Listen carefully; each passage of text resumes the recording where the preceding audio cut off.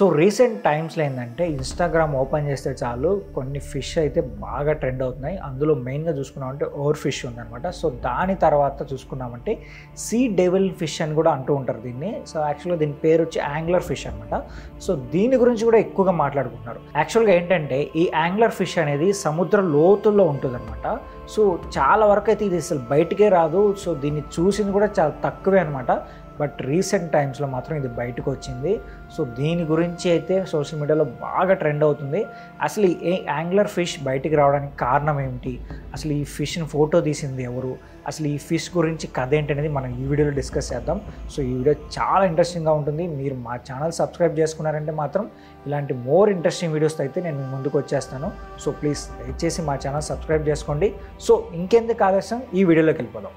ఈ angler fish అనేది సముద్ర లోతుల్లో ఉంటుంది. ఇంచుమించు 8200 అడుగుల లోతుల్లో ఉంటుంది అనమాట.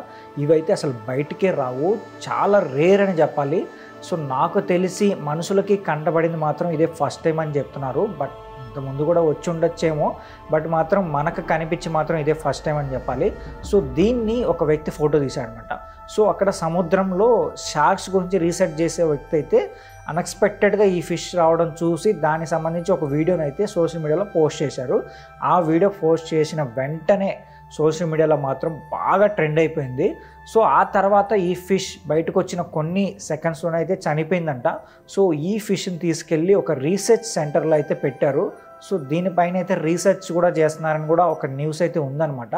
యాక్చువల్గా ఈ ఫిష్ ఎందుకు బయటకు వచ్చిందంటే మాత్రం సైంటిస్టులు ఏం చెప్తున్నారంటే మేబీ సముద్రం లోతుల్లో కండిషన్స్ సరిగ్గా లేక అక్కడ టెంపరేచర్ వల్ల సో ఇవి బయటకు వచ్చి ఉండొచ్చు అని కూడా కొంతమంది అయితే చెప్తున్నారు. సో మరి కొంతమంది నెటిజన్స్ అయితే ఏం చెప్తున్నారంటే మేబీ ఈ ఫిష్ చనిపోతుంది కదా, సో లాస్ట్ టైం ఒక ట్రావెల్ చేసి సూర్యుడిని చూసి చనిపోతే బాగుంటుందని చెప్పి ఆ ఫిష్ ఫీల్ అయ్యి అలా బయటకు వచ్చిందని కూడా కొంతమంది అయితే చెప్తున్నారు.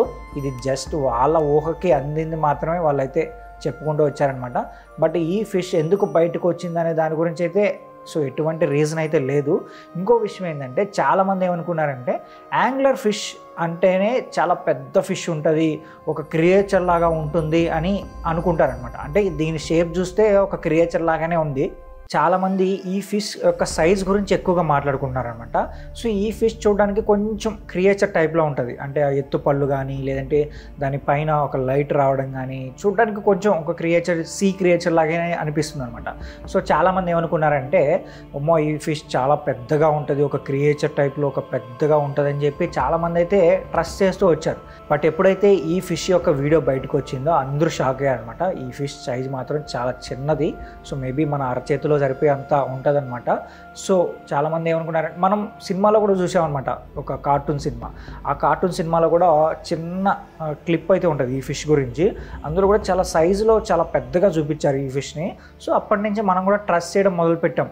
అరే ఈ ఫిష్ అంటే చాలా పెద్దగా ఉంటుందేమో అని చెప్పి కొంచెం నమ్మడం మొదలుపెట్టాం. సో మేబీ ఆ సినిమా రెఫరెన్సెస్ వల్ల కూడా కొంతమంది నమ్మడం అయితే స్టార్ట్ చేశారని అనుకోవాలి. సో సైజ్ అయితే మాత్రం చాలా చిన్నదే అని చెప్పి ఇప్పుడు రిలీజ్ చేసిన రీసెంట్గా వచ్చిన వీడియోలో అయితే కనిపించింది అనమాట. సో ఇంకా ఈ ఫిష్ అయితే మాత్రం చాలా లోతుల్లో ఉంటుంది. బట్ ఇది ఎందుకు బయటకు వచ్చిందనే దాని గురించి అయితే సైంటిస్టులు అయితే పర్టికులర్గా ఇది రీజన్ అని చెప్పట్లేదు, కానీ మేబీ అక్కడ టెంపరేచర్ కండిషన్స్ వల్ల సో అక్కడ ఏదైనా జరగడం వల్ల ఇవి బయటకు వచ్చాయని చెప్పి కూడా కొంతమంది అయితే సైంటిస్టులు అయితే చెప్తున్నారు. సో మరి దానికి సంబంధించిన రీజన్ ఏంటనేది మాత్రం ఇంకా బయటికి రాలేదు.